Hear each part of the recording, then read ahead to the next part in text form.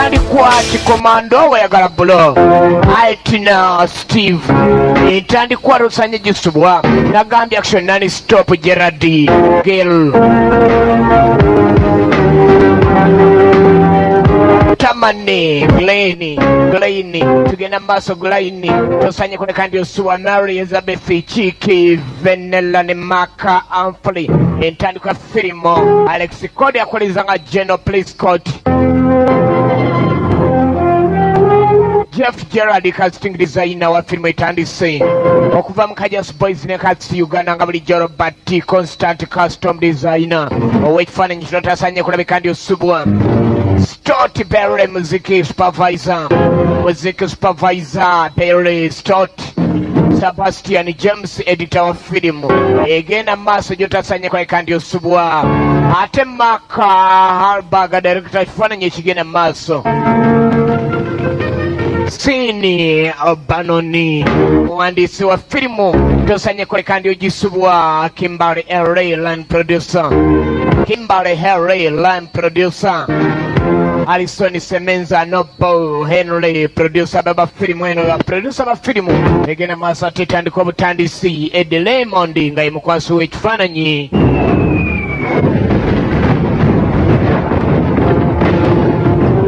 kakatandika n'ebikompola mundu ng'ekisaawe kiweddewo abasajja bonna bakubiddwa kuba omusibe yabadde agibwa bino omusibe ow'amagye Amerika ng'ali ku ddaala lya Kano no yali ali mu kkomera wabula ng'amateeka bw'ogamanyi gagenda maaso n'omukwatako gagenda maaso n'omuvunaana gagenda maaso n'omunyiganyiga gasobole okulaba ng'avaamu ekyamagezi Kano ono w'amagye mu Amerika Sebo Your counsel is here to see you, sir. Sebo baagala okukulaba abamukuuma bali wansi we era bamuwa ekitiibwa kye mu kkomera gy'ali. Morning, Colonel. Hey, Bill, what do you got for me? Good news, Colonel. I passed your plea bargain before the Chief Judge Adjutant, and he's agreed to allow your men to walk away with a general discharge. Baagenda maaso n'omutegeeza Sebo Kano ensula yo erieta n'agibategeeza nnungi ne bamugamba nti ekigenda mu maaso kwe kuba nti ogenda okubuuzibwa akana n'akataano engeri ebintu bino gye byatuuka ogw'otaana n'okulabika n'omukuba abantu be baali batabalagidde ekkuba 25 years to life in a military prison that the prosecutor is going for. Namuga ekyokubeera mu kkomera ly'amagye tekijja kuyamba okugjako okugenza maaso n'omalako ekibonerezo kyo oba si kyo n'ogenda maaso n'owoza ne balaba oba kinaasobola okuba nga kikuyamba yabadde agamba ne bemuwolezesa babireke oba basalawo bamusibe Abamerika banne.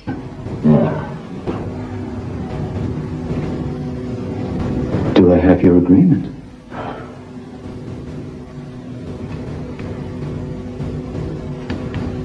If it weren't for my men's future, I'd be fighting these bastards tooth and nail on us. Yagamba nti yewaddeyo okuleka nti agenda mu maaso n'okuleka nti awozesebwa tajja kugaana naye nga ye yakiraba nti ekyamukubya abasiru abaakola ebyo kyali kituufu eri ayina obbakuba. Sergeant, look sharp, Colonel. Van leaves in half an hour. N'agamba mu kitundu ky'essaawa nja kuba nkusisinkana manye wawona ab'omaliririza oluvanyuma nnyo tugenda mu kooti ey'amagye court martial. To the Marine Corps itself, that this war criminal be allowed to plea bargain his way out of the consequences that lay before him. Colonel John Sykes and those 3 men under his direct command laid waste to an entire village. Kano ne basajja baamenya amateeka. Pilots, Lieutenant. Ne bakuba abasajja abaali balumbiddwa so nga mukuba abasajja baali balumbiddwa bali balina kuwambibwa. Stood by and let it happen.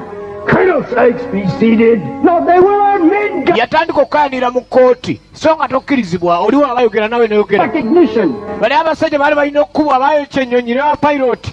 I call it justice.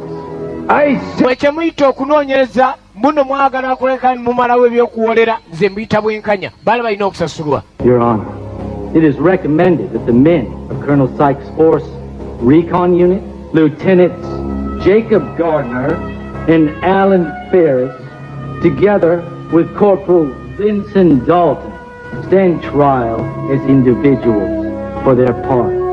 Kale nno okusinziira ku buyinza nga bwe bulagira Kano ne basajja be bwe babamenya abasatu alina okugenda mu maaso n'okuleka nti avunaanibwa. Then you will be removed. Bw'oddamu okwogera ng'oli ayogera ojja kugibwawo wano ate okutwalibwa bubi nnyo. Kano mulamba tasaanye kusituka kuwakanya oli byayogera. Kooti. Counsel, for your recommendations. After due consideration, it is the order of this court-martial that Colonel Sykes' plea of guilty will stand. Further, it is the order of this court-martial that the aforementioned men under Colonel Sykes' command be summarily and dishonorably discharged, with all mustering out pay and privileges revoked and rescinded. That wasn't... abasajja be bonna naye balina okuvunaanibwa. Sikkiriza tebajja kunsiba nzira kusibwa ekyo tekikkirizibwa. Order in this court! Order! Order! Ono abadde akyayogera. Kano ne yeekyanga. Colonel Sykes, you are a disgrace to the uniform. Ovumiridde uniform yaffe ekikolwa ky'okoze kivumiridde uniform. Honor of the United States Marine Corps. Era nga omu ku baofiisa aba United States Marine Corps. You be remanded to Fort Leavenworth Maximum Security Penitentiary. Bamwolekeza mu kkomera. Will remain for the rest of your natural life. Gy'alina okubeera obulamu bwe bwonna. This court is adjourned. Era ne bamusala bwe batyo life imprisonment. In irons. Ye ne basajja be ku kikolwa kino. Alaka yingiya atakamaika afande yingiya. Afande bamusala omusango gwa kusibwa myaka na myaka bwanana ng'ali mu kkomera. Obulamu bwe bwonna oba wangadde emeka ng'oli mu kkomera. Toyinza kulwanira mu uniform ng'oli senior officer bw'otyo. Bweba tebamusalira. Mirembe mu kkomera. Life imprisonment. Life imprisoned. Abagenda emmoloka gye yalimu n'ekubwa yonna.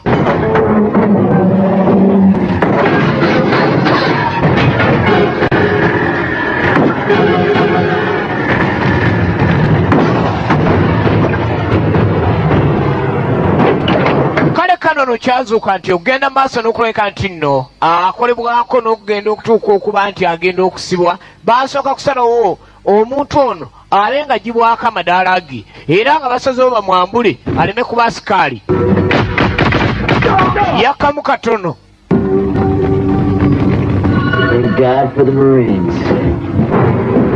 Yakkamu katono ne babasekula. Babasekula banne bulungi nnyo. Bonna bali bamutwala mu kkomera ene kirebeka nti kano awo yatolokera. Kati oluvannyuma ennyo ng'ayiseewo akabanga tuddako ku bimu ku bisaawe ebigenda mu maaso n'okusaabaza ebyennyonyi. Good morning. Good morning. B'Amerika. Thank you. Thank you.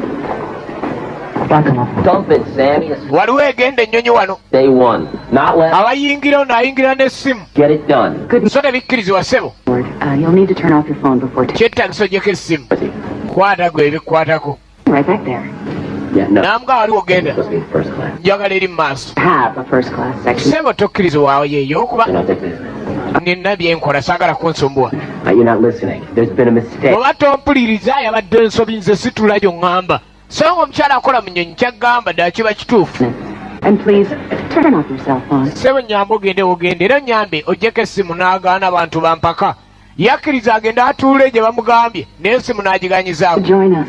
Bwe bano tweyungako. You're wonderful. Yeah. Mr. Wonderful omusubiddwa ki? Great. Agenze wuwo. Want to switch? Not it. Muyange nedda. Tulowooza nti asuseewo. Agenze atudde ddala wali w'otuula wennyini. Va ku by'okubeera ng'ali mu kilaasi yo. Naye ate w'otuula wennyini waali. Cool. Bo nga bakola mu nnyonyi. Takiti ekyo amanya ajja musobola omusajja ngo yasumbuwa. Tebabulamu mu nnyonyi. And you're sitting in I'm in business class this trip. Ndi mu kilaasi ya bizinesi. section. As soon as we're airborne, I'll stop by and see you. Nonaze. Right. Ladies? Wali buli atuuka omusaabaze bamwaniriza. Flight attendant. Switch. Be bakyala bano ba flight attendants. Terrific. Mm-hmm. Okay, I'm gonna go stash my stuff. I'll be right back. Okay. kangine nongose ne wange n'ebintu byange nja kudda mu bwangu tunyumyemu abasaabaze bakyali nnya. You're in coach section, seats 19A and B. Thank you. Yeah, it's gonna be a quick hit. We're gonna be in, we're gonna be out. Hold on a second, Sammy. Yo, sugar tush. Vodka tonic. Chop chop. We'll start serving drinks as soon as we're airborne, sir. Make a note, Sammy. Don't ever take this airline to surface a fight. byonna byonna buli kimu ono ali ku ssimu bamuganya essimu tabirika kuba ssimu so nga munyonyi tebikkirizibwa ebyo kaakatuddeko ewa jeno yali akula okusala emisango mu kooti eri eyaki ey'amagye aliko olugendo lwagendaku wabula nga lugendo lukulu nnyo era lwa gavumenti asooka kulabika nti alaga ebiwandiiko bye sigenda mu maaso nakubeera ne buli kiseera abanga abalala kumbe Kano gwe yagoba gwe yatwala asibwe ate nga amaze omwambula nga takyali Kano bw'amagye yono alengera jeno tamanyi. You're gonna need to turn your stereo off. So Kelly, got any plans for New Year's? Yeah, I'm gonna spend it with my grandparents at their cabin in Big Bear. Ooh, you party animal. Kano yatoloka n'adduka kati ali ku bibye ku bbali waali alengedde bulungi nnyo jeno ng'ali nnyonnyonyi. Jeno yamusalira omusango ogw'okusibwa obulamu bwe bwonna. Market for ex-husband number 4. Good morning, gentlemen. Welcome aboard. You're sitting in 4J and 4K, which is forward. Oh, weba 4J ne 4K ndowooza yeri ali mu maaso gye mujja ogenda mu bakulu. Okay, time to shut the hatch. Okay. Buli omu wali alaga ebiwandiiko bulungi nnyo. One more? Kano temumanyi twali abulayo oliko eno ennyonyi ye 20B, toward the back. 20B emabega eri kale mwebale nnyo. Kano nalabika ng'ayingidde ennyonyi eyingidde mu jeno eri amusalidde ogw'okubeera nga mukomera mirembe na mirembe mwali kakati nno olw'okuba nti nno yali yamuwumuza ayingidde naye ennyonyi eyo alabe nga beeyongerayo bonna mu lugendo n'agasajja ge gonna lwakola ku kyokutoloka kakati be bano baagavaamu retired. Kano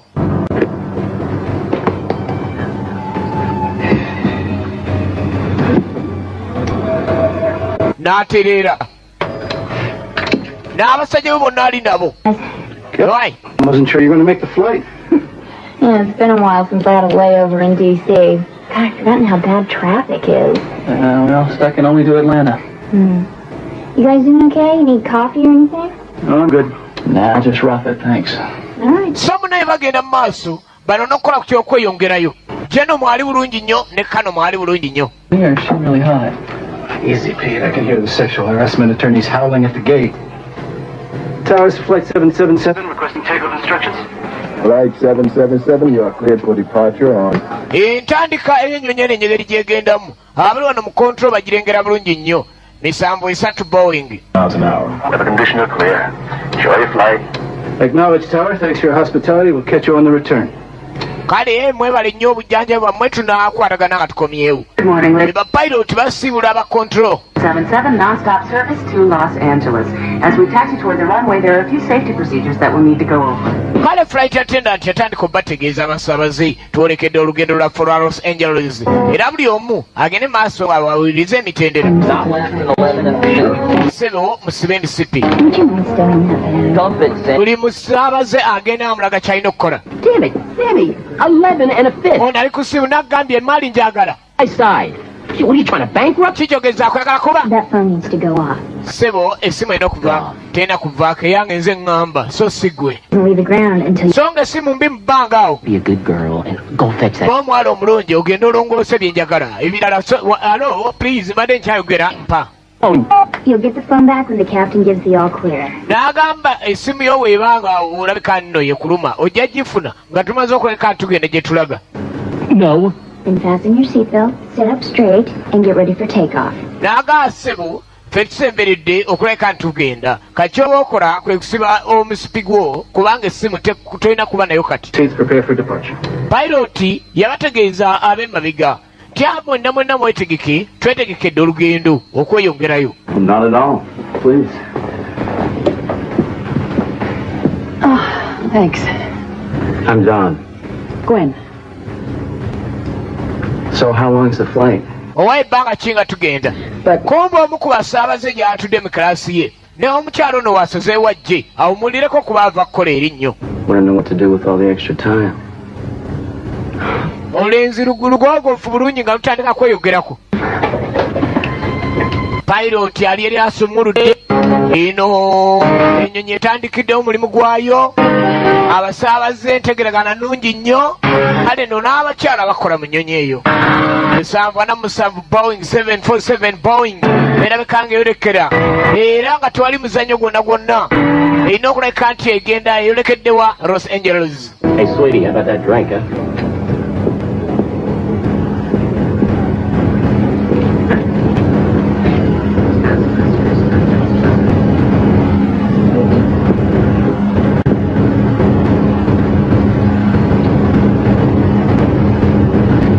Erikodi yayo bagitegeredda 7 singa waliwo obuzibu abakontroko bagitegerera 7 777 ye kodi gye bagitegererako nti ennyonyi eyo singa efuna obuzibu mu bbanga.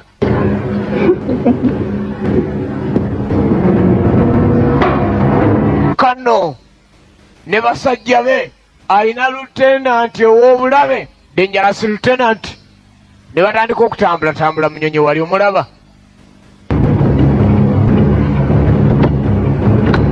Omusango egwabasinga bo baatama butaami kati baba no mu nnyonyi erimu yabasalira omusango gyeno mwe bali.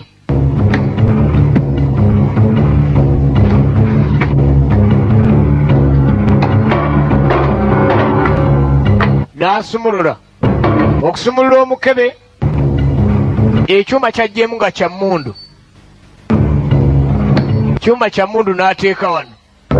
Basajja abategeera obulungi emmundu ye wakisangira omanya nti ono waliwo yataddewo ekyokulwanyisa wano kyakumundu emmundu bazipanguludde bayingidde nazo mu nnyonyi jeno tamanyi agenda ate jeno alina ebyama bya gavumenti bingi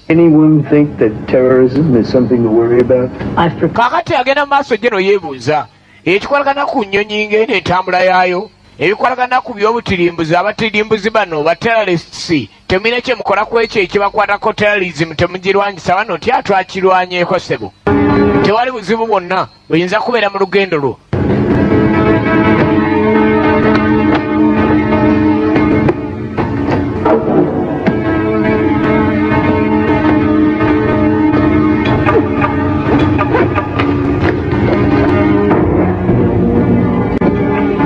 Ebikola byonna ebimu byali byapangiddwa dda mu nnyonyi ng'atandika okugjayo kimu kimu bwe bakwataganya ne bannaabwe basobole okuleka abakola bulungi mu nnyonyi kye beetaaga. Ono n'ajjayo kaddole. Champagne? Please. There you go. Thanks. Wano flight attendant agenda alabirira buli abali mu nnyonyi. That's interesting. Kalungi ako kaki It's a dog. kabwa sha Well, it's supposed to be anyway. My daughter made it for me. mune mulange yakankoledde Cute. kalungi She's 8. alina emyaka emeka 8 You two must be very close. muteeka okuba muli kimu nnyo n'omwana we Especially since her mother passed away 2 years. omanyi maama we yafa emyaka 2 emabegakaawo Oh, I'm sorry. oba neyinga kitalo So am I. nange ekitalo munne ndabira ddala buzibu. Spending a couple of days with her grandparents. Namuga namulese ennaku ntono nnyo ne bajjajjaabe. But you know, carrying this helps. Kumba omukyalo ono afunye omukwano gw'amaanyi n'omukuba kasitoma gale abali mu nnyonyi bapasenjazi abasaabaze afunye omukwano naye okunyumyamu obulungi naye kuba olugendo luwanvu olunyonyi olwo tudde wa Kano Sykes Kano okugira awali Amanda mu leediyo nga muli mu magazini y'emmundu yalina leediyo mu kisawo ng'awagenda Amanda atadde mu magazini y'emmundu maje Kano once a soldier always a soldier. Ina abafuna obwokunywa gwe mulimu abasaabaza ab'effujjo nakusaba ebino sagambe vodika kati oba kulota twala ebizzeeyo eri n'abimuyiira bambi banneitulaine bakama baffe bano kati ye ngoba ow'empisa takkirizibwa kuyomba n'abasaabaze era yamuviira buviizi bw'osanga omukambwe awe mutandikira empapula zonna ziweddeyo amaama katuzirongoose tewali mutawaana ebanga ziweddeyo katugenda okusaayo endala kadugala ye squad eya Kano sepulingi ya mundu nassa wano bakukusa ebyokulwanyisa muli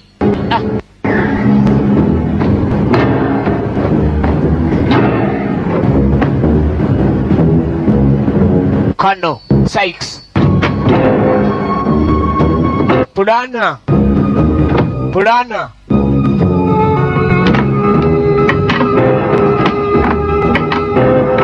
najjayo kimu kimu y'okugipanga obupanzi tekyetaaga ssaawa ate pisito okuwera yeetaagisa bimeka kafulu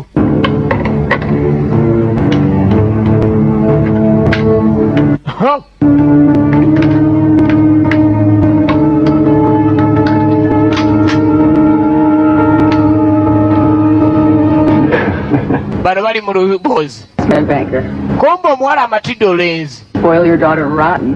Of course. bwambuuza ebikwala ku muwala we agenda maaso n'omukwano magazini eteekeddwako n'ekisasi liyingidde ekyemba Kano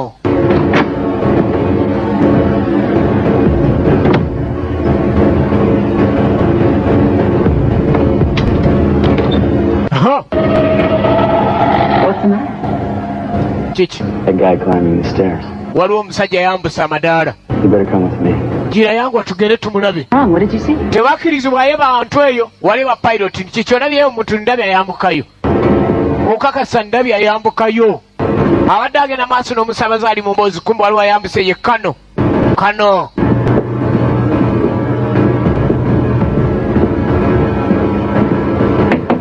Hello in the cockpit? Yes, may we help you?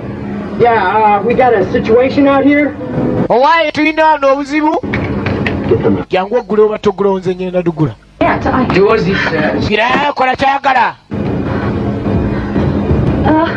Captain, Captain it's Gwen, sir. I really need one of you down in court. nze Dred munnange gulirawo kiki Don't open the door! gulawo olugi vayo Kano gwejjawo olugule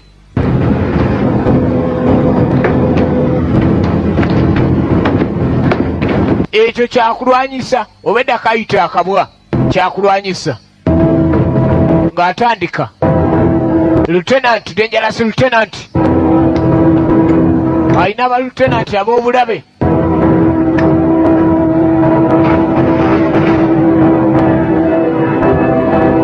obedde omuwala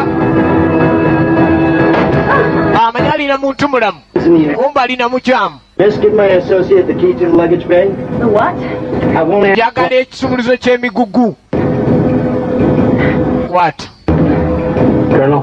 Kano kati abo olondako gw'oyagala akusumbuwa ng'omukuba bayongerayo Kano aleseewo asikaali we Puncture the air for... emmundu tekkirizwa wano kati giŋŋaane nnyo nja kulekera ekisasi nze ngende n'emmundu Take us down to 10,000 feet. twagala otuuse wansi obuwanvu bwa fuuti 10,000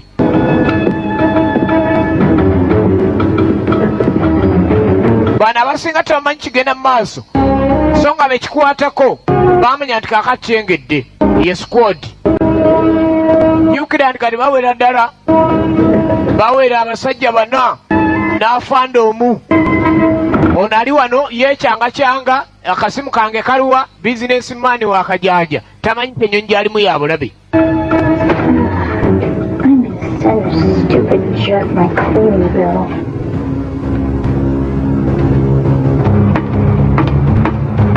eno gyawunye dda okutuuka mu migugu tubani bamuleese eno jangu eno twagalayo bintu byaffe tetwagala kitusumbuwa twagalayo byaffe byokka twagala byaffe tetwagala kitusumbuwa kyonna kyonna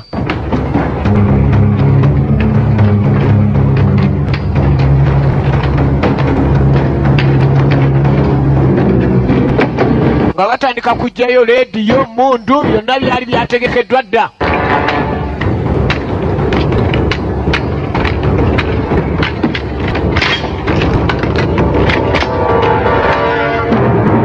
Com check, everyone receiving? Gotcha. Check good. Good, let's go.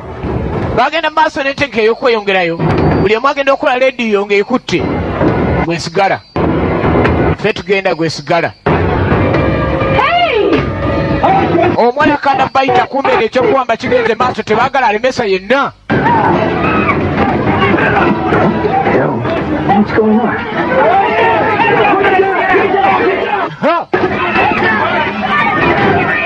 Hakuna mchezo mwenda nti esebo. Esebo tewali mchezo sebo. Tewali mchezo sebo.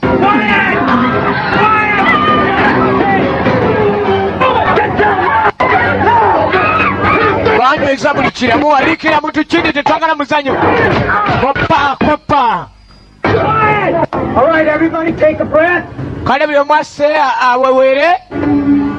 Thank you. Mwebale nnyo. Gwe jangu. Wano. Now, anyone who resists will be shot. Kati buli omu agezaako okwegeziwaza ajja kukubwa. Operate fully and no one will be harmed. Mukkanye naffe tewali ajja kutuusaayibwako ekisago. Please just keep moving to the back of the cabin, please. You all right? Please don't be afraid. Everything will be fine. You all right? Everything's going to be all right. Come on. We should do something, sir. Jeno yamanya mitawaana. Kana awambye ennyonyi. Sykes. Oh, Prescott. Prescott. Oli awo Jeno. Baali basazeewo bamusibe bamuwumuze mu mateeka ye n'agamba apaana nze ngadduseemu n'adizaatinga deserted Kano. Talina mutawaana gwonna ku muntu mulala okuggyako Jeno era ng'agamba okuva yawumuzibwa ne bamukyankalanya alina okufa n'omuntu. Sweep and look for stragglers. So omusango gwe yazaali alina okuleka nti avunaanibwa ekiseera ekitono naye olw'okuba neyongera ate n'akola ddala ekivumiridde eddaala lye baasala bamusibira eddala nnyo olw'okuba avumiridde yunifoomu n'eddala lyaliko senior officer Kano omulambo okulwanira mu kkooti kiba kyamu nnyo. Kale no munnange awo yasalirawo ate n'agenda mu maaso ne pulaani z'endaazi yali alina yali yeetegese dda ne banne n'alabika nti agaddukamu kati deserter. I'm bringing him in. Oh, Deserted Kano. come on, honey. Okay, be careful. Move. Sorry. Yaddukamu kati afuuse terrorist. Get out of my path, please. Yono awambye ennyonyi. Other one.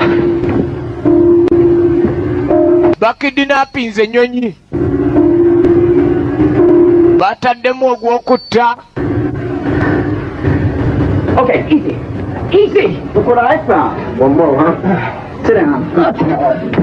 And you go twinkle toes. You can't put me in there. I'm claustrophobic. Banenze mulekeze kintu kya mugaso nnyo eri abantu ligwedde eno. Babagambye wansi gye babasa. Goddamn Christ. Abaluleeta bonna migugu gye basibira. Basobole bano okukola kye baagala. Yeah. Excuse me. Musanyuwemu. Businessman.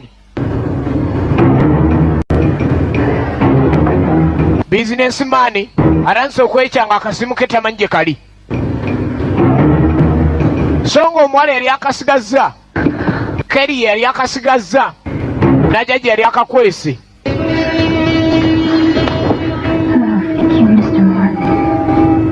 N'akazaako kamotolola.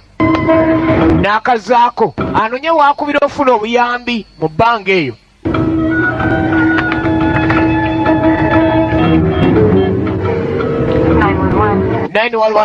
Police ya America. This is gonna sound weird. Nyamba. Tetukula bulungi. Look, I can't shout, okay? Sinza I kuwogana. need you to connect me with Dulles Air Traffic Control. Njagala muteeke ku Dallas Air Traffic Control. Hello? Nevaako. 10 battery. Nevaako tesika bulungi bali wala. Control of the plane, sir. Right on schedule. Eno ebyabano bigenda bulungi balina ebyempuliziganya birungi nnyo. Deserted Kano. Well, you're looking very well, General. How does Mukulu olabika bulungi nnyo generali. position partially because of me? N'agamba ekifo kyo okireetera okuba eky'amaanyi ku lwange buli lw'obeera ng'osalidde Kano omulamba nga nze omusango obeera wabulabe nnyo General. I know all about that backroom deal that guaranteed you the kale nno bonna bali eri beeraliikirira kubanga ebikwatako byonna byonna byamaanyi nnyo kati singa oba tozzeeyo kiba kibi nnyo. This is over, General. olowooza General bino wedde? I know a great many things I'm not. oli musajja w'amaanyi nnyo siyinza kukkiriza bingi nnyo ebibaawo abantu nga mwe nga mukwatiddwa. So you know. okimanyi? Deal. I'd have done it anyway. You were a mad dog that had to... gwe tolina kyoli olimbwangulira ddalu. sirika. Marine doing my duty. Now I had honor until you took it away from me. But today, I get it back. N'aga nti li wali onkulira ate nga mu mateeka oli w'amaanyi nnyo naye leero lw'ogenda okitegeera. It will make sense in the end. ngenda kulaga nti siri wa mizannyo. You massacred that village. You killed 3 men when you blew that... wasaanyawo ekyalo watta abasajja 3 abatalina musango. Before this is over, we'll see who's the Marine and who's the traitor. N'aga bino nga tebinnaba kuggwa okyaliwo naye biggwera tujja kulaba ani asinga munne okusaliramu n'omusango. kumpi wansalira gwakufa mu magezi kuŋŋamba kubeerayo mirembe na mirembe waali nsalidde ogw'okufa. waliwo omusango gwe bakusalira oli naaba ng'akuyise wala naye ng'ayagala akuttireyo bulungi. kyabeereyo ebiseera byonna eby'obulamu. Anybody got a cell phone?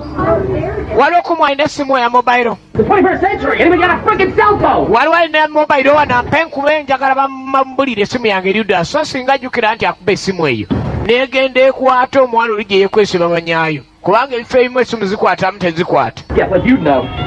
Yes, sir, I would know. We're right near the avionics bay. It's causing too much interference. nze nyinza okumanya naye essimu ejja kuleeta obuzibu eri kubavuga ennyonyi. We're all gonna die. tugenda ffe lwaki tukuba essimu ne nga poliisi. All right, we don't know that. But if we just remain calm and do as they say, we have a really good chance of surviving this. naaga ssebo tukkakkane oba leo tunaafuna akakisa ne tuwona. You listen to me. puliriza. Can't remain calm and at least shut up. olina okukakkanira sirika nze nkusinga ebyennyonyi. See, Americans suffer every day all over the world because of men like you. Amerika n'Abamerika awona buli nsi buli lunaku kuba abasajja abakulu nga mmwe abatasalawo. When you should be strong. kaakati kankulagaani alina ekiwago. Of diplomacy, Sykes. It's an entirely different game. Sykes, olina okunsuubiza nti omuzannyo gw'ozannya gwa njawulo ku gye wali ozannye ogw'abaterrorists. Now, there was a time when terrorists were afraid to strike America for fear of what we do. N'aga nti kaakati waliwo ekiseera abasajja bwe baayagalira okuleka ne balumba Amerika abaterrorists ne balemwa kati lwaki ffe Amerika tetugyerumbira. A patriot. Oh, spare me the speeches. If you're gonna kill me, just do it and get it over with.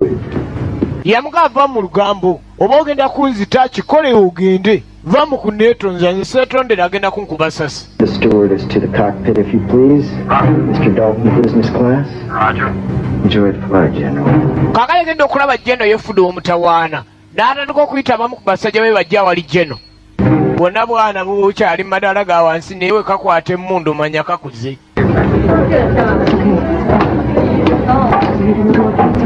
tujjayo ani twagalayo akanyirira gwe jangu tulinamu obuzibu waggulu waliwo abakyaganya okukkiriza jangu wangi ono n'atema kava munne bamutwala keri kirinkya nnyo mwana muwala. Easy.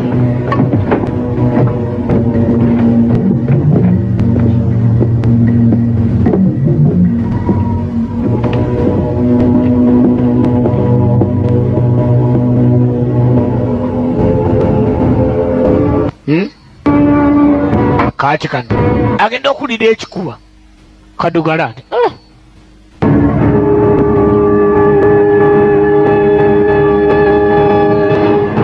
alo keri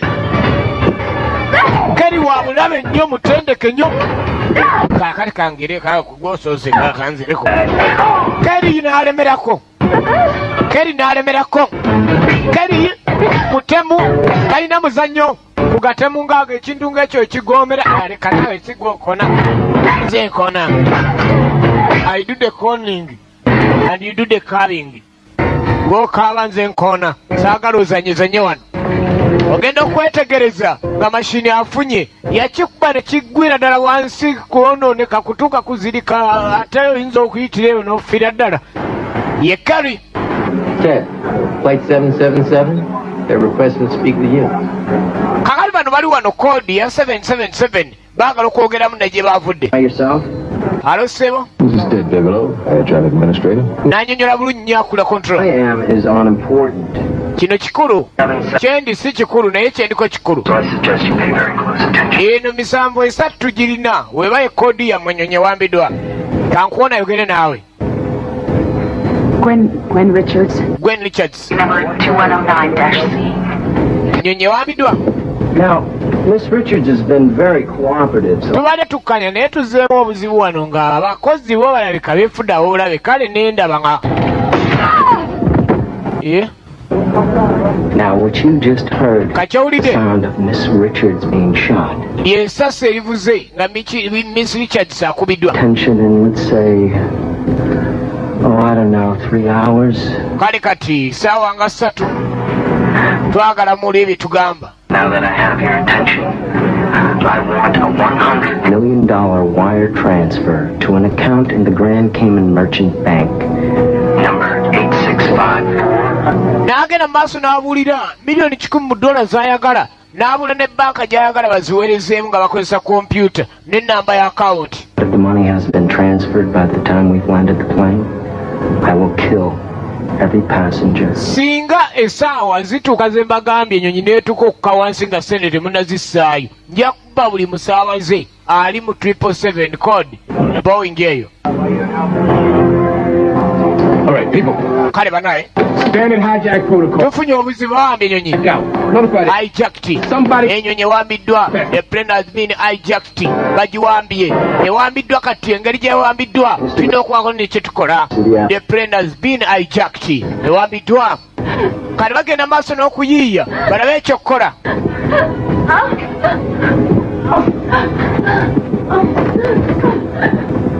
Mr. Davis, make sure these men maintain radio silence. Thank you. Kati Gwen Richards embeera mbi yakubiddwa naye teyafudde kyokka nga Kerry yafunyedde emmundu mwana wa buwala. Bonna bakozesa amannya aga famire zaabwe ag'abataata baabwe abaana babasinga abo buwala. Kale nno Gwen Richards akubiddwa ate Kerry yakyaliyo era nga Kerry y'omu ku baflight attendant akyerwanako. Bano banoonya ekyokukola FBI bagambe bonna bonna bakola ku bintu by'okuyamba ebintu ng'ebyo ne bannaffe akola ku baterrorists bajje ATF. In order to stand down, Inspector Quinn, National Security Agency. Ogenda okulaba ba NSA bazze, National Security Agency. Each and every one of you is subject to my orders. Buli kummwe ali wano agenda bivaamu tutandikire wano nti lwaki. Do you honestly believe that the NSA would allow someone like General Prescott to travel commercially? Mwabitegedde mutani mwe mulowooza Amerika eyinza okukkiriza omuntu nga General Prescott ogendera mu nnyonyi ng'eyo nga tutegedde? No? Kale. Down to business. Kati mulina okusalawo ne mukkiriza mube wansi waffe. No. But that's not his primary objective. N'agamba naye nga si byakuzannyiramu bino emubeeramu. There's a nutcase on that plane. Naffe munyonyi mulinamu abantu baffe n'abasaabaze. Yeah, it's all secure at this end. N'akagyako obulabe. Yawe ebiragiro kati owa National Security Agency. We're going into this one. Ye agent yazze. We don't know. Akatuka omwana mulenzi ani ICT. Be bamuko balina okukozesanga ennyonyi ezuuliddwa nno teriiwo. Balina okukola mangu ennyo. It's impossible, but it's doable. Y'omu ku bakafulu ba specialists abategera eby'omubwengula eby'omu bbanga eby'ennyonyi ezo bakomando ICT. 71 spy plane moving an attack force. It's equipped with a retractable docking tube. Yaga nti ennyonyi webeera nti ewambiddwa bw'etyo tewali kyera kyonna kirina kukolebwa okuggyako nga bagenze ne bagiyingira ne banoonya ekyokukola ng'akozesezza ezimu ku nnyonyi ze baterese.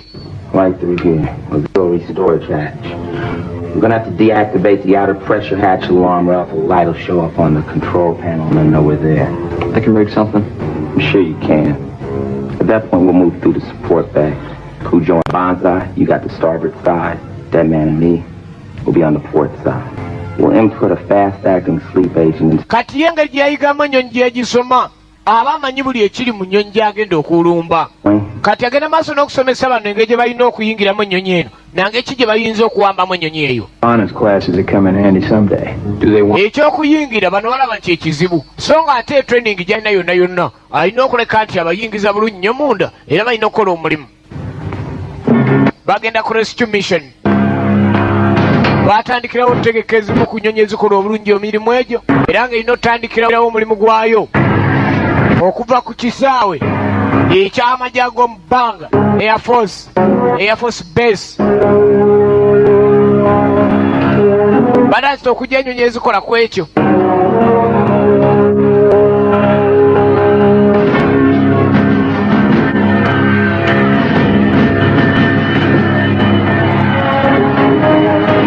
Yeruwa yeyo gye batandise okukolako erabe nga yeyongerayo.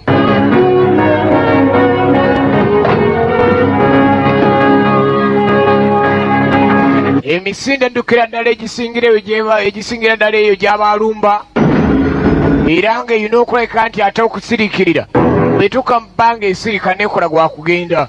Abaduumizi baayo ne batandika.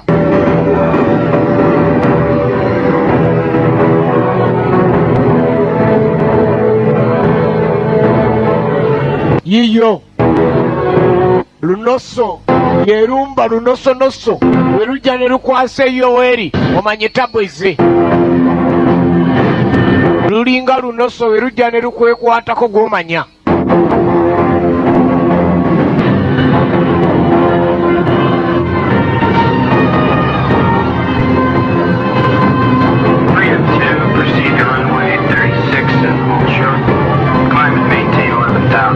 Expect 20,000 11 minutes after departure. Departure frequency 12.430. Squad 0253. Roger, Tower 0253. Yiyo lunosonoso egenda ku mulimu. Yo bagikola nga gy'emirimu gyayo kugenda kunoonyereza aliwo obuzibu obuguddewo gyegenda. Balina ebyokulwanyisa ebiwerera ddala. Lwakuba munnange wegijja nga mitawaana gyazze ate waliwo kano ke bagamba nti muganga teyeeganga emitaana gyo giba gizze. Kakati baba bano bagenda balabe nga banoonya ekyokukola, balabe nga ennyonyi eno balwana, balabe nga bawonya. Balinawo bakomanda abasobola awo Emmanuel Mulenzi ICT n'ekibinja kye basizeewo boolekere tebajja kukkiriza eno ennyonyi kuzannyibwako baba bano boolekedde.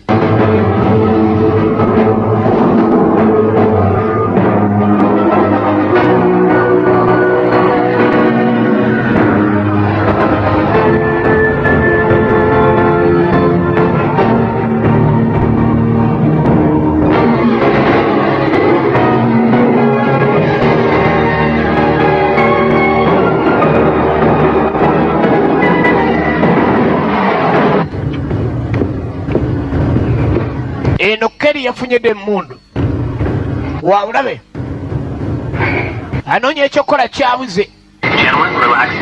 Yedduka emisinde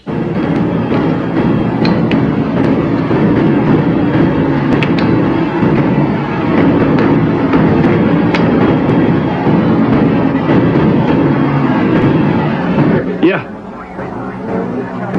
Understood. I'd ask you what that's all about, but you'd probably just tell me it was classified. Kakati bakontrola b'ekisaawe baagala bamanye esimu ki zino ezikubwa zirabika za njawulo nnyo. I'll take the fifth. Well, I am a stone cold bastard. Lwaki agala nnyo ogenda emaaso n'okutulemerako? Tomanyi ffe tukulira bino gwe erinda olekyo ekisalawo. You're telling me this because now it's time for you to play your part. Oŋŋamba bino lwakuba ki nti kubanga mwazannyewo paati eyammwe n'erema katwa tuzanye yaffe ya National Security Agency tulabe. Tewali teeka ligenda kukola n'erimu. Twaga tuleba hijackers nga banywezebwa. Tetubawa ssente. I need you to distract them while our team boards the air. Kwetaaga okola ekyenjagala ate ombule buli ekiriyo. Video feed from the terminal that boarded flight 777. Afazaali singa tulemwa abasajja tubagabe bakubbe ennyonyi eyo. Come on. Balina ogikuba singa babiganye. Ono nti apaana. sikyagadde alaze nti akikkiriza naye kirenga si kirungi kaddugala ennyonyi ery'okkubwa lunoso edduka emisinde. Okay, gentlemen, that was a 3-minute warning. Kale ng'ennyonyi maze obbalabula andi basemberedde tebaakola nsobi yonna yonna baatandika okwetegekera kubanga babategeeza nti musemberedde ekitundu tudde ewa Kano Sykes Kano Sykes. Being hijacked on your way to an anti-terrorist summit. I don't know what you're talking about. Ali eno agenda maaso n'okwogera ne Jeno. Jeno yeetagezaako kugatta mboozi naye kuba yamulabye edda mukyamu. Even know when you're telling the truth. This is what we do, Sykes. You know that. You've done it yourself. You're absolutely right. We lie under oath.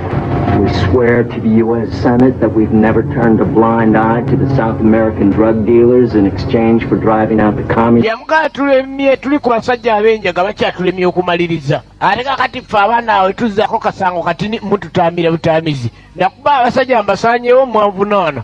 So nga mission bakusirika tulina kutto oba tulina kutto olina okuleeta abantu nga balamu. No proof of that. But more importantly, we lie to ourselves so that we can get up every day, look in the mirror, and convince our minds that we're different from those. Ye Kano agamba buli kiseera alaba buli Amerika yeetula mu ndabirwamu alaba wanjawulo nnyo. Akati asazeewo ye yafuulira Amerika munne. There you go again. Wali mukyamu era okizeemu. Ebyo ebyaleetera Kano n'okwekyanga okuba ni kakati bali bubi. So nga Kano yali alina emize gye yali yakoze emikyamu ng'alina obuvunaanibwa. N'agaana obuvunaanibwa.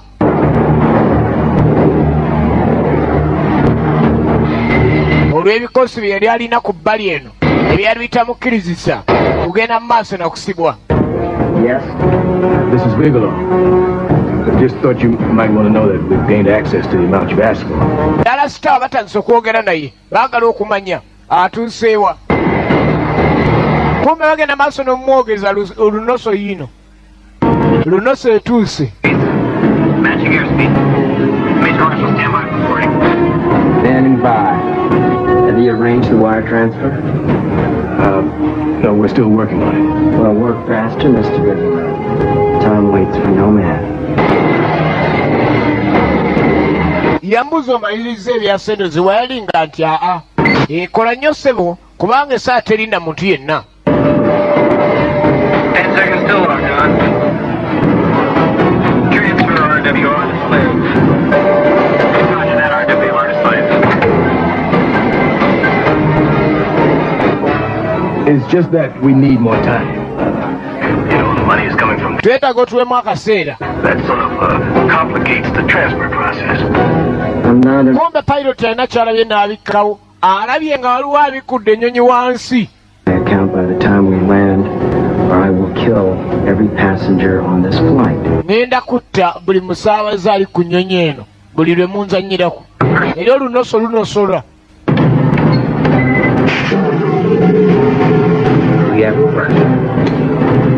Okay, let's go. Tugende.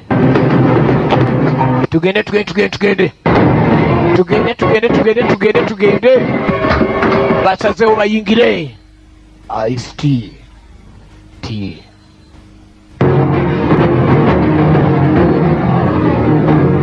Naayita squad muddugavu naye erukidde mu bazungu mu bikolwa mweru nnyo. Akulembera beeru. Tugenda maaso.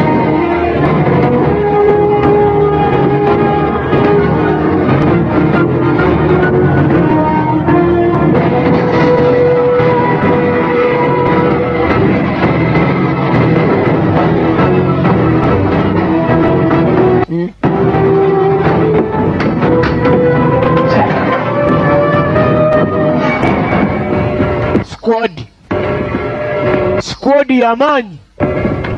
Blackbird, we are on the plane. Roger that. Baategerezaawo wa lunoso ntuli ku nnyonyi lunoso edduka. Excellent. Era ennyonyi ennene enzirusi Boeing naye lunoso weetandika Boeing ebanga eyimiridde. Lwandiima. Thanks in part to your performance. Now what? Here comes the hard part. We wait. Tom, check. Check. Sleep agent.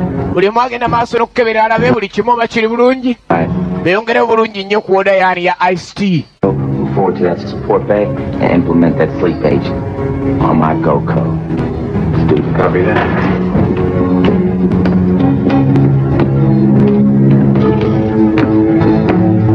Sawa yakweyongerayo. Kiraasi ezisinga zonna abantu baabagyeemu.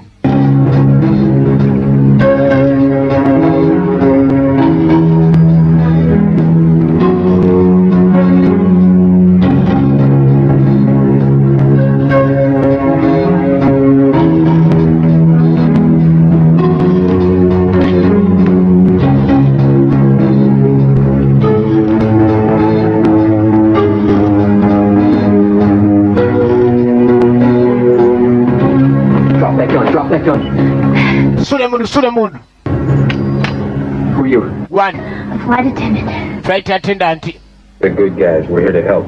Tuli balungi tulo n'okuyamba. Good guys. Yeah, just scared. Munne naye ntidde nnyo.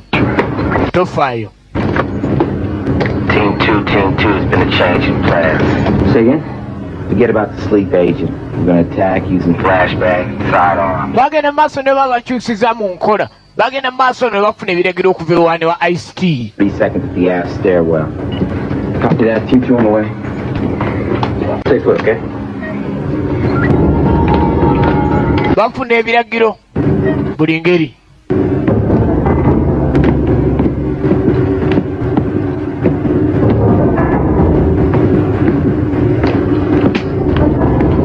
Backup plane has been cleared. Targets are definitely in the front.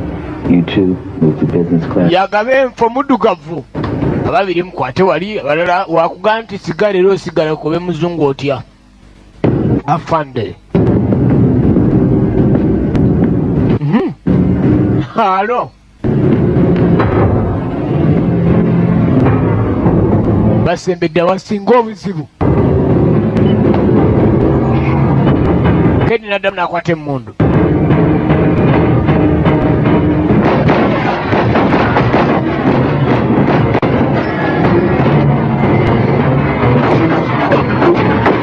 Ambush!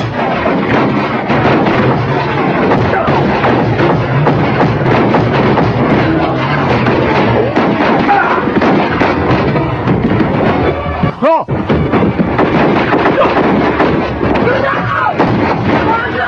Maje ku maje!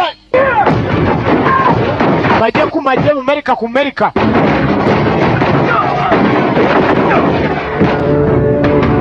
Kano alina ekibinja. Ayayaya. Hey. Babu.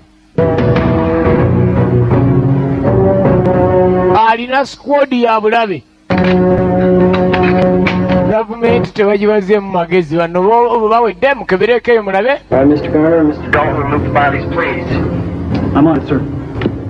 Bakyawulirira kwa mwafande waabo oba mukyamu oba si mukyamu bogo bagenderako. Ozanya n'owamagye nga yalobye. Akkiriza nno yafande ne woofu otya. So quiet.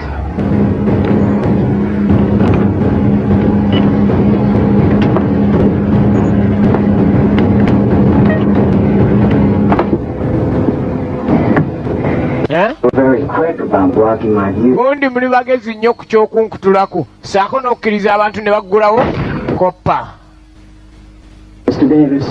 Mr. Davis. Yawumayiti eyo. Basigaza pilot y'omu. Bakuba muno n'obulwa n'agakaaba. Kaaka tuzeeyo mbano. Ab'oku kisaawe ennyonyi gye yavudde bataddeko entambi ezaalikodingiddwa ng'abasaabaze tebannalinnya. Aba NSA National Security Agency be bakisazeewo. Bano ab'okukisaawe babinyooma. Just looking for one particular face. Noonyayo face emu. Ngoja wewe. Aba NSA b'amagye. United States Marine Corps. Ono w'amagye. Why would a Marine hijack us? Balini atawamba ate ennyonyi ya Amerika. This guy was the chief judge adjutant in Sykes Court Martial. Naga mulimu jeno omulamuzi ey'omulusalira okusibwa. Did? Press got through the book at him. Kakati jeno engeri gyali munyonyi eyo. Fe aba NSA twade tulina ogigoberera nga tuteekamu bambega baffe. kati buli ngeri kyova twategedde mangu nti ennyonyi neeguddeko obuzibu kati we tumulabanga naye waali yabaddewo ku kisaawe tulina okumanya yasibiddewa yakubirawo essimu nga yakakasiza. But we have new intel that shortens the odds against our team. Naga ttiimu yaabwe erabika nti tejja kusobolagana bulungi eyaffe tejja kusobolagana nayaabwe tulina okusala amagezi ne tulanga tusaayo ekyekkolwa ekirala. You want what? Oyagala ki? You have any idea how many passengers are... Otegera abantu abali Our team can't retake that plane. Sykes cannot be allowed to... ennyonyi teyinza kubaawo. Not going to do anything. Gundi tejja kukolwa. You arrested. Ojja kukwatibwa. Put down the phone, Bigelow. Sawansi essimu oba tolabanga ku bwongo obwo ofunye ekyansi. Kaye essimu kegende. Gitwale nkutwale. Down the phone. Giteeke wansi. Gezaako gikube bagikwata ondabe. That's better. Ekyo kyakasingako. Mponya obuganganzi obw'ebbali. Abadde ataamye owa NSA agamba ni kaakati bano ab'ekisaawe balina ekisaasasa yalina kukola nga gavumenti bw'emulagira. Keri agenda okulaba bamugambye omununula babakubye amasasi ne babawalula ne bateeka n'eno.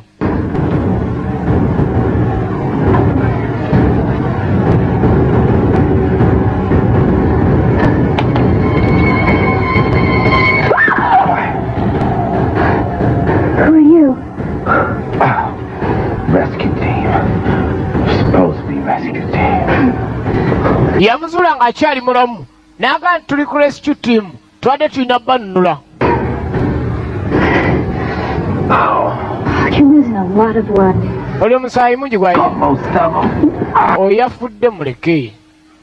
N'amugamba naawe ogwo mungi nti kale naawe kankujjanjabe wano.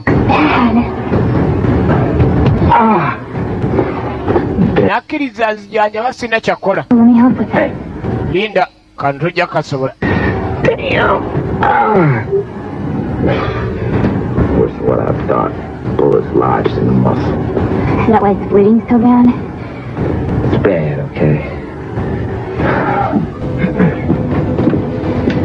Change course, Captain.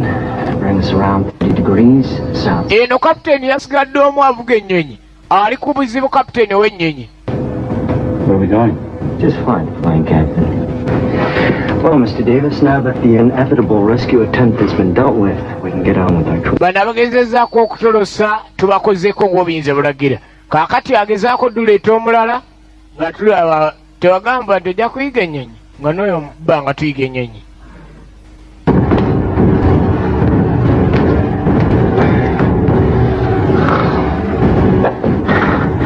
How many ambassadors are there? There were 5 at first. ICT alaba ali mu mbeera nkyamu. Anoonya ekyokukola takitegeera. But to me it doesn't look like you could kill a fly. Yamugamba nti omusajja omu namusse nti kunze nga bwe ndaba. Olaba n'ensolo nze ndaba n'ensolo yatusobola gitta kati gwe omuwala ototya omusajja. Kumba alina gwe yagwikiriza n'amwanguya. Maybe they must have stashed him in the aft luggage bag. What about you? Someone spilled a drink on me. And I was cleaning off when these guys took over. Yambuuza nti nno gwe abalala oba baatuseeko obuzibu gwawonya otya nti waliwo yanjiridde ebyokunywa kale ne ngenda nkyusa engoye nadde nkyusa engoye we nawuliridde obuzibu ne sivaayo. Sit down or you'll start bleeding worse. Well, that's just a chance I gotta take. I gotta get this plane under control. Kati agala okumanya control eri ludda wa asobola okumanya n'ebyamafuta waaye bagakontrolingira kuba ye pulaani yokka gy'alina okuleka nti alwanirira ennyonyi eyo obutagwako mitawaana ye ICT. Kera alabira ddala obuzibu alaba nti asemberedde okufa. Why? Can you land a 747? No. We're putting that pilot to sleep on Yambuuza nti omanyi okontrolinga ennyonyi eno nti nedda. plane on the ground. Kati njagala okimanye nze nsobola bulungi okuvuga ennyonyi era singa abaaliwo obuzibu bonna bonna abakubye piloti nga tukyusiza gye tugenda okukyusa ffe tuba tujja ogyevugira. Delta Force will take the plane out on the ground. Balina okuleka nga bayiye bagizzeeyo wansi singa tuba tetukoze mulimu gw'amaanyi pulaani gye nalese mu bakulu bajja kwokya ennyonyi eno kubanga erimu ebyetaagisa okuleka nno bitwalibwa ebitatwalibwa erina kwokyebwa bwokyebwa kusinga abakyamu ogenda nabyo ebyamagye no byalina.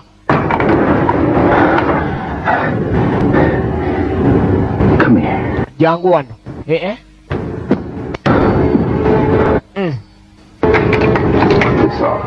Kateekeko kano.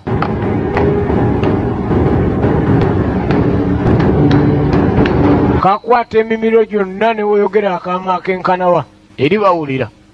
Ddoboozi kaliba katerina fuluma mu mweno. Too much interference for comm systems. Basajja balina leediyo. First transmitters, okay? Steady the art. The move. Namuga ebyempuliziganya byonna katumaze obifuna. Kanjagala weeyongereyo gw'otuuka ali amafuta. We bagasumulira n'okugasiba gw'ombuulire nze nkulaga ekyokola. Yasomerera ennyonyi. Kale nga ye buli kika kya nnyonyi kye bamugamba nti genda mweno amanya kyalina okukola okulemesa ennyonyi eyo. Kati eggulu kumuluma asindiseyo keri atabimanyi. Waliwadde oyingira ebyamagye oba okukuuma n'obeera ng'okuumira ddala bulungi nnyo abantu abayinza okuleeta obuzibu. Move to the maintenance panel. It's on the wall to your right. Ennyonyi emuli mu mutwe wamugamba okugenda weewu. I'm there, and it's open. Now what? Okay, you should see 3 wires connected to 2 regulator boxes. Buli kimu kibangayo kibeera tabanga mukozi wa kigaali oba yakubyewo wali emisumaali 6 walala ateekamu 9. Kati ye pulaani agimanye bulungi ey'ennyonyi. N'amulagira okugenda ng'asumula waya. Ku regulator box ey'amafuta agayingini eya kono.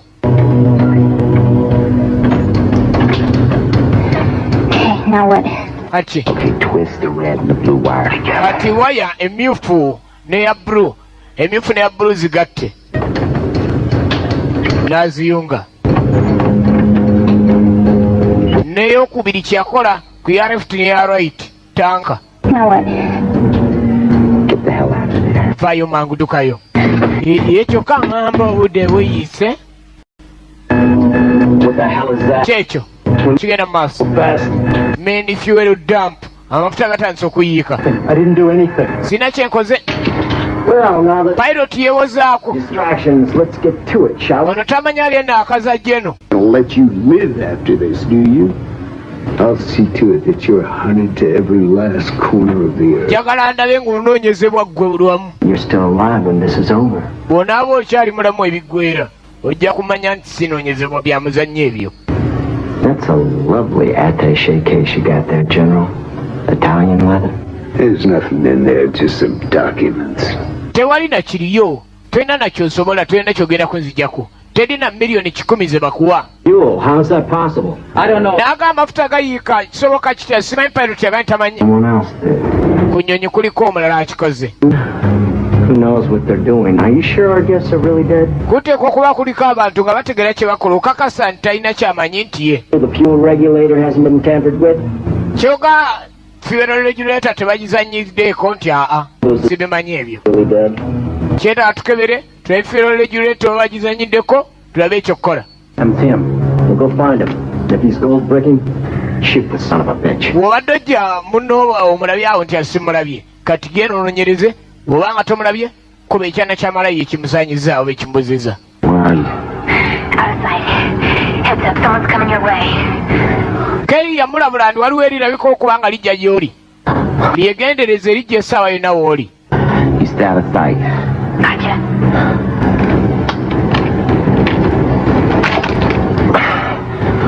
Always carry a spare.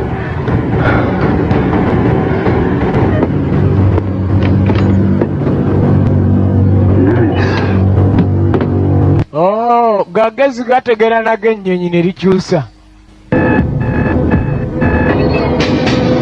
Fuel dump halted, Colonel. What's our fuel? Kano waliwo azanyiddeko. Big Miami. If we're careful. Damn it. Weegendereze nnyo kuliko omulala ku nnyonyi. Problems? Mitawaana amwebuuzaako. General, sometimes I forget my manners. Kituuse ku muganga omulwadde yeesekere. Kaakati bakitegedde waliwo emitawaana. Je naawulira emirembe nga waliyo emitawaana. Singa abeera asumbuwa agasajja ganaawulira emirembe.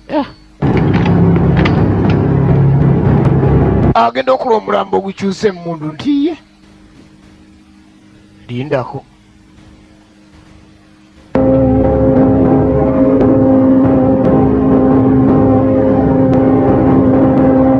omulambo gwawo gusooka okwesiba guti.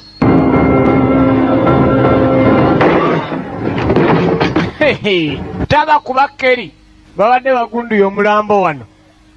Bwasoze kwokinga mundu omusajja n'asirika ogenda okwetegereza nga maama. That depends on your definition. Let me look at that leg wound. Look, get away. God, Matt, what is your problem? Did your mother take your blanket away too early or what? Cute, alright? Let's stay out of the way and let the big boy. Yeewunya nnyo Keri ono engeri gy'agenda maaso n'okukolamu emirimu gye. There's you. Wait, I thought we weren't using the sleeping gas. Had no choice. Got some smelling salts my birthday kit. Hopefully I'll be able to revive. Kati ebintu byonna ye byakozesa bisinga. Byabadde abireesenga byategekeddwa dda. Byagenda maaso n'okulagako Keri kati nnyo kuba atalina ssaawa emisomesa bisingawo naye ate ng'akola ki ng'agenda maaso n'okwemaliriza emirimu. Kino kyagoomye eki ebintu bino nga biba bigumu. Kyagoomye eki. Kumbe kye baakoze munne. Ayaya kano Brown yawedde over. Kiki Brown kiki over. Baamumaliriza. Mr. Dalton returned to business class. We got an adversary on board. Kale nno bakakasiriza ddala nti ali ku nnyonyi wa bulabe n'agambye eggonde ggwe. Nyamazi atakama yuko jeno. Sirika naawe. Kansirike.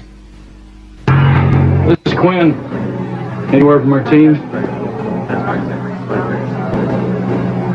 I guess we'll have to assume the worst. Byonna bakola kakati. Bamalirivu buli ludda. You gonna splash a 7-foot? So aba NSA bo bagambye eddakiika kasita ziggwayo nga tewaliwo kikoleddwa kyonna ttiimu yaabwe nga tennalina kintu migi zirina okugenda zikuba ennyonyi eyo. How this is gonna work, all right? Kakola ekigenda kola. Team has until the F-15s intercept ttiimu etakisobola. that plane. If they can't retake the plane, the F-15s will then try and force the hijacker. Tugenda gezaako okukaka abantu bano basse ennyonyi. And if they refuse, bwe balegaana then we have to light them up. tujja baleka bajje balandinge tewali kyakukola.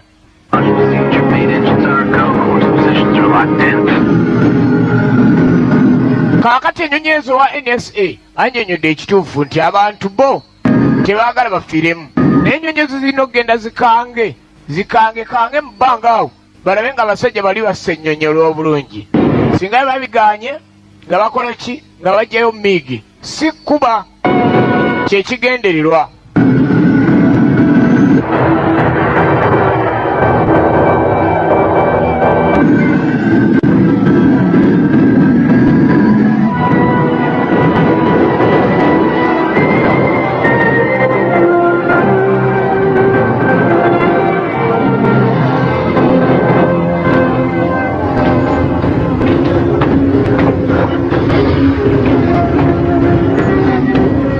Alo. Akyatetenkanya. Akyayanese kuyiya yenna.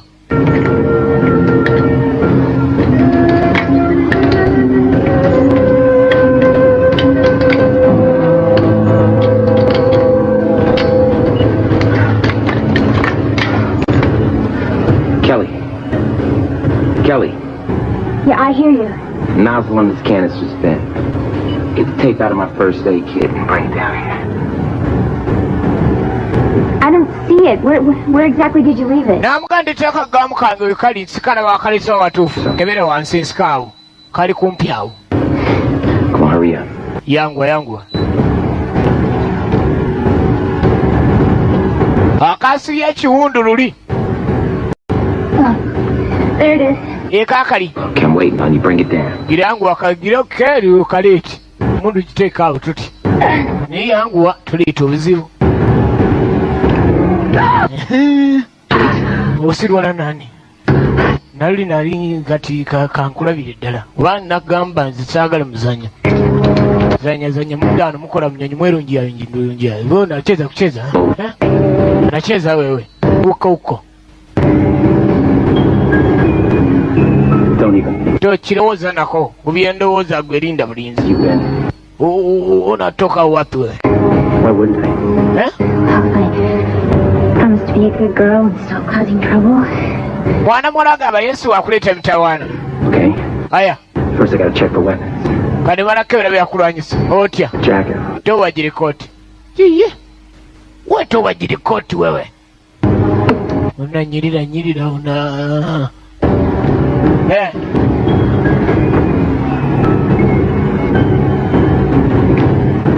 saati bulawuzi sikaati n'ebirala ogenda okugyamu alaka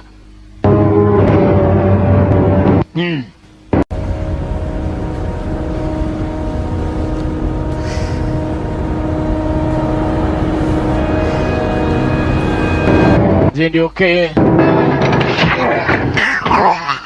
hello iced tea Sweet time about it. tebambuulidde kyalisinzeeko oba singa nninze akabanga siriwalira muli Okay. Said it was 5 of them. Just whack one more. Keri yeewuunya nnyo omusajja ono engeri gy'akolamu emirimu gya isiti. Keri yali amanyi nti komando nnyo. Put on that canister. Wait on my signal. We take the plane. Naye nga yeewuunya omuwala wange n'omutima gw'alina okuba nga akyasobola okulwanyisa agasajja ng'ago.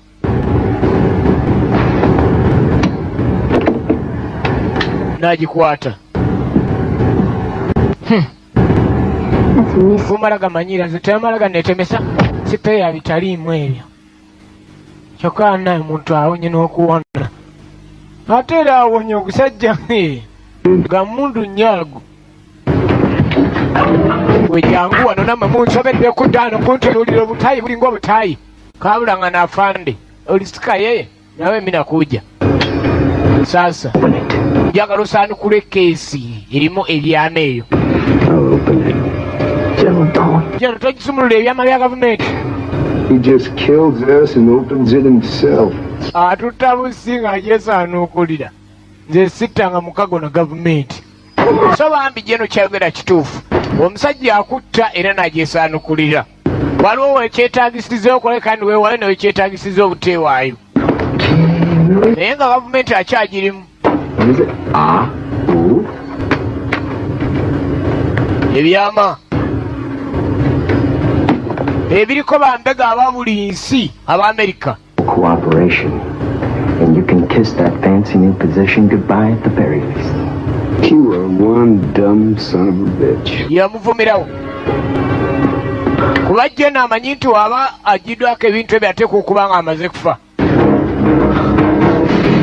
Abadde amuvuma oba onzitanzita. Okugulu tikweweta nnyo ate muntu buggwa. Kusituka ayinza obutasituka, musajja akusangawo essaawa yonna. Ebyo byonna bizibu.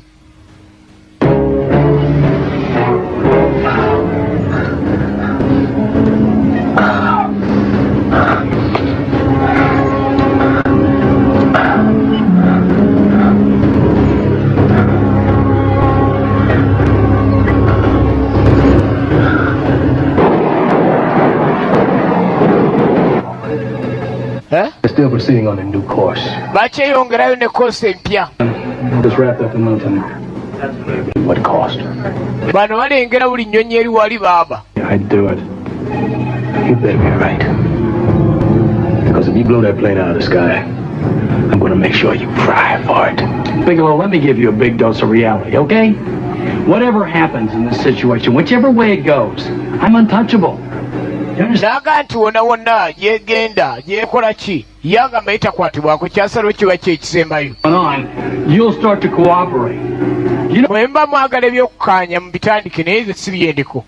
Stands for Deep Cover Operative.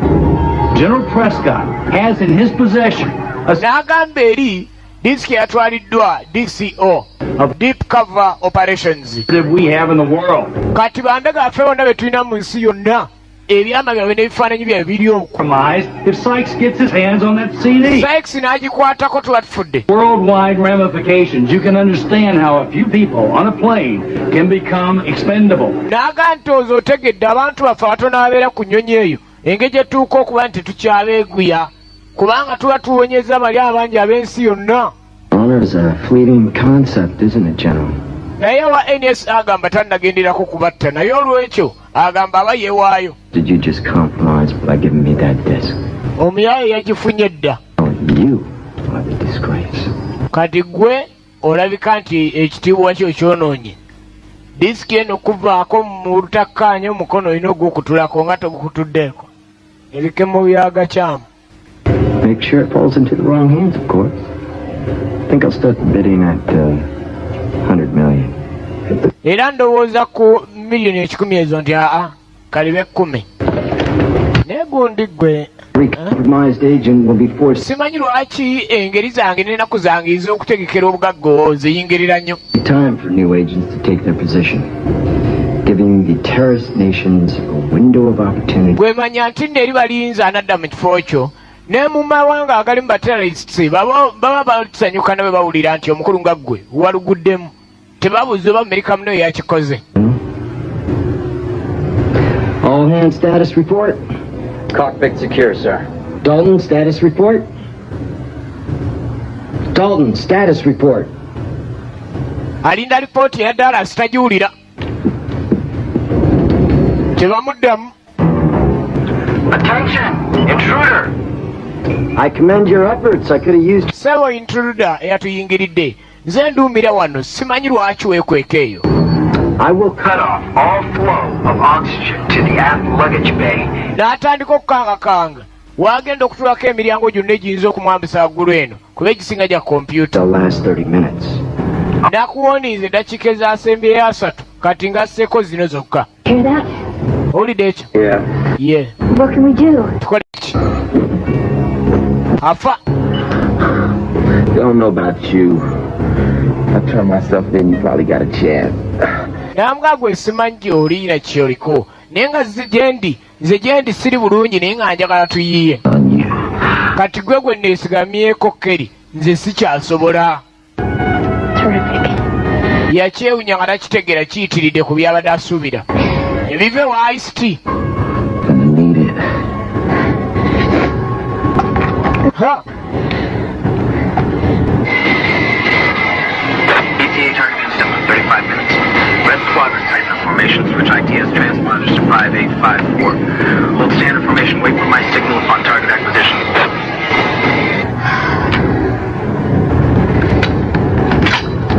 Oh. Here goes nothing. Kerry yeewaddeyo kati yakola buli ekiddirira kyonna. And there you are. I'm giving up. Hands on your head and get over here.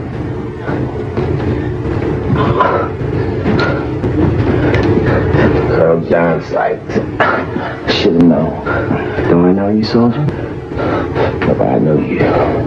You're good. Definitely the poster boy for persistence.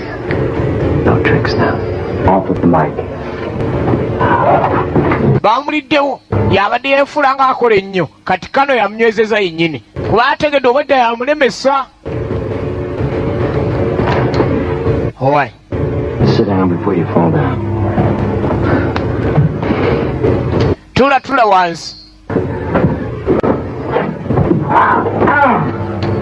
So what's your name and unit? Matt Marshall. Unit's classified. N'agenda maaso n'ambuuza erinnya ne unit n'ekimuleese kumbe Kerry.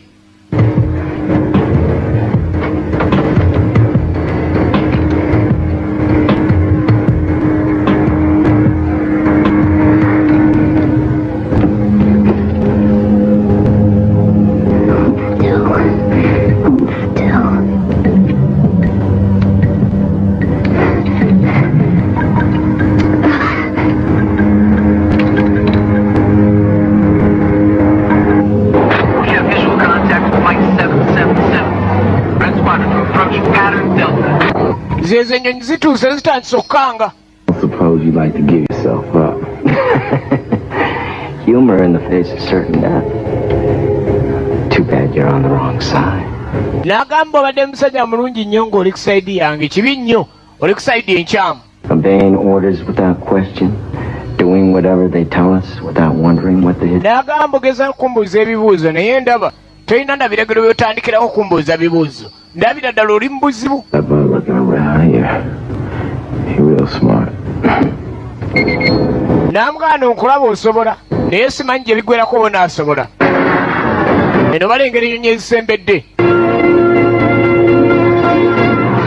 Ye pilot amanyi bulungi ebiragiro nti waliwo we bamukubira nga bamwagala nnyo naye nga balina omukuba Bamerika banne.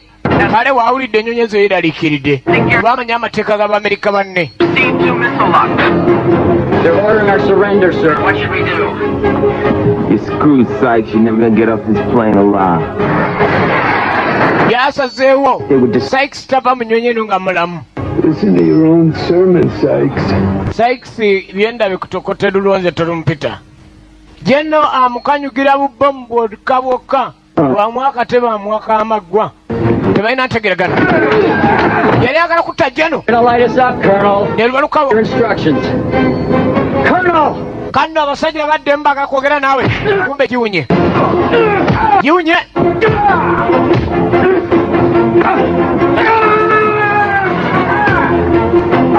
Giwunye.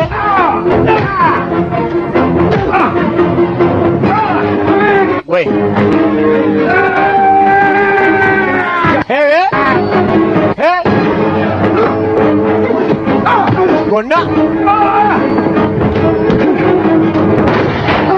Alaka! Ice-T-T-T! Gwe! Fly the plane or I'll come back here and blow your head off. Gwe! Kwogezaako n'ossa ennyonyi wansi nja kudda kuba omutwe nga litonafuluma. Alaka! Yiyi kye kiri eyo? Flight attendant? Mwe mulina obunankanya wedde mabega eyo? Jeno yatunuulira nga takitegeera. Takitegeera butegeezi.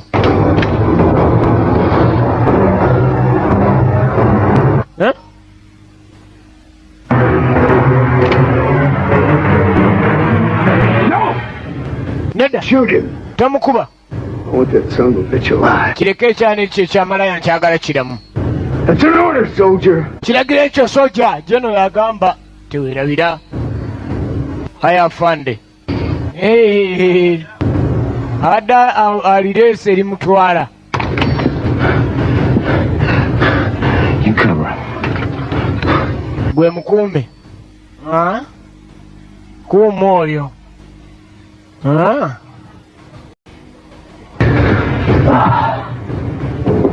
You okay, Captain? What about the other hijackers? Wax, stack, pack. Asembedde maaso eno alaba ekigenda mu maaso ki? He's under control. Captain, so you land this plane ASAP. The F-15s aren't playing around. F-15? I was just coming to that. Yamanya nti kati obuzibu obuliwo. Balina okwogera amangu n'abantu bano. Fighter escort, this is flight 777. Piloti bamukuba essasi. Ate naye site yali givuze ne bamukuba. Bastard, you're with them? Kisuru gwolina. $1 provides a lot of loyalty. Dola miliyoni 10 mu dola sene nyingi naawe twala eri. Really not the problem. Towulira ekintu ng'ekyo. Nanoonya da ssente.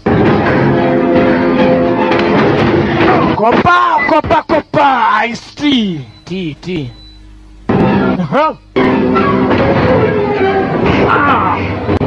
Alwanye nga wasobola. Nagezaako nayo namukuba. Kyokka nga ya Ice-T abadde alina okuvuga ennyonyi. Ono flight attendant tamanyi wadde okugira. Nayo akolako ono kyamulagirira. This is 10765. N'atandika. On 8,000 feet. Abagoba abakubye ono wemabega ku kigi aliyo kati. Get down and breathe for air. That's Flight attendant. So si conductor kubanga si taxi. Flight attendant. Pilot yakubiddwa. Weba entambula abamudereva. Ya wansi kati eno yambanga ba pilot. Matt? Agenda okulaba nga adda amulagirira envuga y'ennyonyi. Bannange. Kombe kana akyali mulamu nze sifanga kawuka. man to man. Kajja tulwane musajja ku musajja. For me.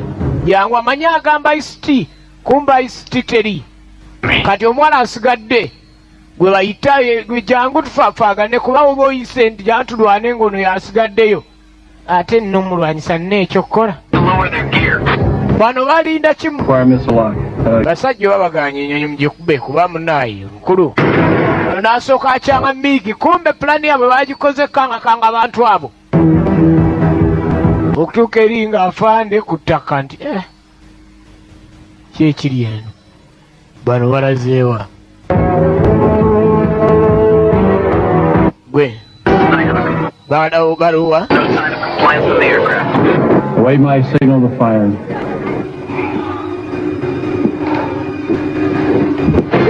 eri munyweza baana gwe watuvudde yango tonjogedde akagambo nedda naggambye nze nemundu basaagala mbanjagala wemba nkulabidde nenkola kya kanzije kubanga kwe kuviira ddala nga twabakabalaba nga twakajana mugezaako okugeragira kati kana twala eri ate woddukaze eyo tiwabe wabi ndya nkulabe galina agayisayisa yoka kibe ki kumbe ekyatutte omudugavu n'omubebe kimutwala ogira olugine lw'ekyanga ekyo kiyinza okuba ennyonyi ekigo kano Stay with me.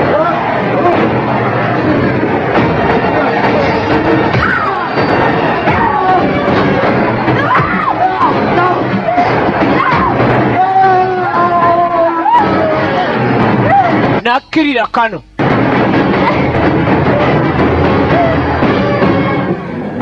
flight attendant ngazaawo oluggi bajja kuddamu kuyiya nnyonyi kati omuntu gwe omusange mabega gamba va mu nnyonyi yaffe otandika omwogera gwokayokoze eno mabega tomanyire mu maaso kati ava kulwanira nnyonyi yaabwe nnyonyi yaabwe gyava okulwanirira ennyonyi yaabwe kati akomyewo ate era tetenkanye wali aliyeeyo ffe tugenda kunyigabinyiza ova tetwaga tuyitayita gwani ova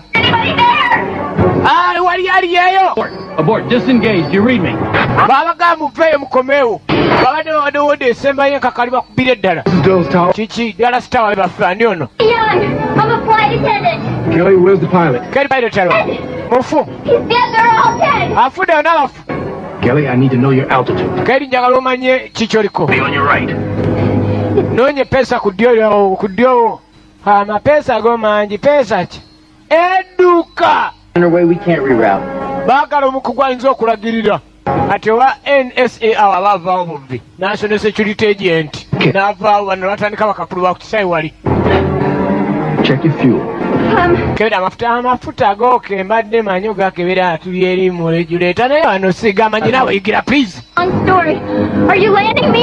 onjigiriza oba leka naawe please nagamba nange ennyonyi twagigirako gudi yasemba tugozi tutama mugamba agilandingisi okay alina okugigira kati alina ogikakkanya wansi ne banoonye engeri gye beebuuza ku bategere ebyokulandingisa ennyonyi ono anoonyawo dandala bwe balemye bajuukye bwokya maje tichome kuchoma ama tuwache walete chini naonekana hapa na kwenda leta chini ndege haya njitegedde kale webale mmera nze wendi wali weganira Fine.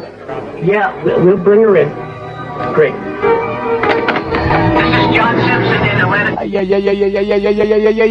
Gwe 8,000 feet. Now, good. Listen, Kelly.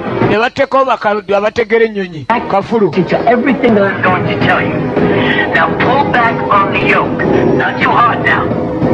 kafulu amulagirira Okay. It's level. Okay, great. Kelly, listen, you're doing great. You've got excellent control of the aircraft. kati kakasa nti olina control esinga obulungi ku nnyonyi eyo kyekyobutatya Change your course. How do I do that? Now on the control console in front of you, you see a button that should read 619. I need you to... amasajja gategera ennyonyi gye gali okugiteeka mu control bulungi labe peesa eriko 69 so waliwo ne 0.1 awo okirire n'atandika omulaga Boeing eno engeri gyagira ennyonyi nnene nnyo Oh, Kelly, I know better. zezo z'owulira nga yatomedde ekizimbe buli omu agamba biri ebizimbe ebiwanvu bulungi ennyo Boeing 747 Now level out the plane. Lugogoma. Now, that lines you up with us. You're only a few miles out. Just hold it steady. And you stand by for final approach. Naga kati w'okuteewali layini entuufu gy'ogendamu naye kati gwe manya nti ky'olinda kwe kulaba wennyini w'ogenda okutuuka w'osemberedde final approach ky'osemberedde kyennyini ekisembayo kumbe alibadde amulagira naye yona eno.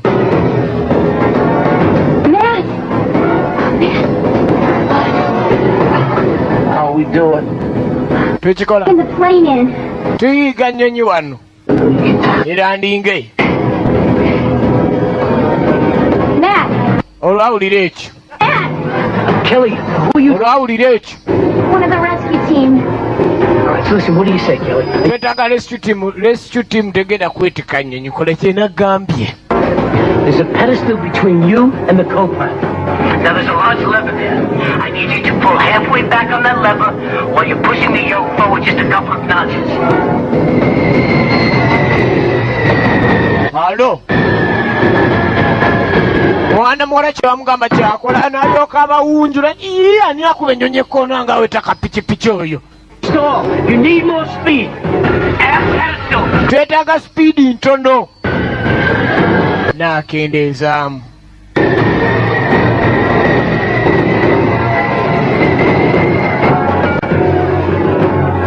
Perfect. Now hold it there. Now just push the yoke forward just a little bit more. All right, we got all the runways cleared. We got fire. Kati bakoze era niwe bazitegese ne fire zonna brigade ezikola kuzikiza omuliro. Pozi ne babaalwa akabenje. Bangi nnyo abagenda okikolako yabetegeze wansi awo ennyonyi eno singa ebanga egudde oba okweggundawo ku babiri kale nno baba beetegefu. N'asooka abanga ava kulaani we n'awaba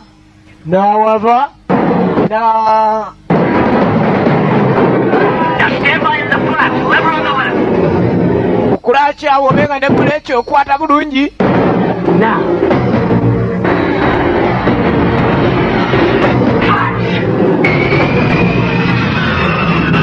Yatandikawo ekisiba ne batuyitawo atuttira ki twaziza gwaki. Great, Kelly. Now just pull back on that throttle as hard as you possibly can.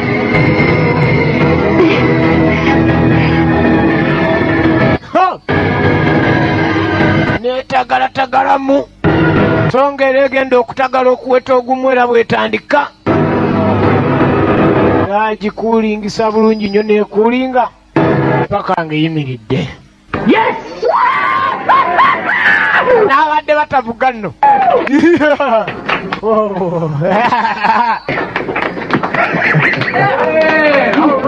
Owa NSA abawonye owa Migika aleme kujja.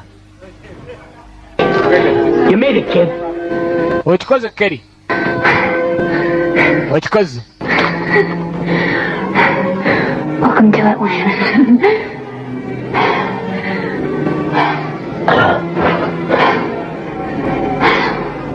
You made it.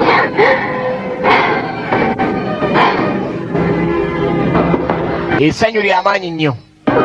Abavuddeyo. Abakyevuma n'abasaba obusabe butadda sijiddamu. Gweno Richards ne bamuleeta embeera mbi. Basaabaze be bamu ku bo. Ababadde mbangi mu kiraasi zonna ababadde balimu. Mwana endege ebadde ebinzaalidde lwengisooseemu. Hey, you there! Gwe nankani. How's my cell phone? Esalifoni yange eruwa? Kale n'otunuulira omusiru omuyambye abantu mwakula mutya. Nyabo. Nkyala. Mukazi gwe. Mara okulaba omusawo. Either behave yourself and get well soon. Next one's for you. N'amugaa nti yalina kimu ekigaba empisa. It's a hell of a landing, kiddo. Abakoze ku kyokulandingisa bazze. Weebali munaayi tukoze omulimu bulungi nnyo. Well, look, we had a little something for you. Naaga nina kyenkuleetedde. Nze mbadde njagala olemme kulabika nti obeera flight attendant beera pilot okuva n'olwaleero. Eryo nno ddaala. Eryo ddaala. Sajja okujja ku kijji okukanyuga ku nkata. nakakasa byonna ebiwandiiko yabimukolerako. I'll be seeing you around. Keri ekyo n'akyewangulira naye mwana mulenzi Isiti n'amwebaza.